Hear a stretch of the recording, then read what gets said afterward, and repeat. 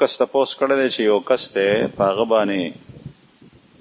په یو ورځ کې 2 یا 3 ځله غسل واجب شو، نو که چېرې دا سړی د دې یو ځل غسل وکړي نو آیا دا 3 واړه غسل کېږي او که نه؟ نو چې کله په 2-3 ځله غسل واجب شو یو غسل وکړي نو دا کېږي، خو دې 2 شرط دي. یو شرط دا چې په ده باندې د مز وخت نه تیر شوی، مثلا د سحر د مز نه پس د اشراقو په وخت کې په غسل واجب شو، یا د شپې د سحر مز په تیر شو بیا ماسپښین هم دی غسل نه کوي، نو دا ګناهګار دی، سخت ته پکار دی چې د مز نه مخکې فوراً غسل وکړي.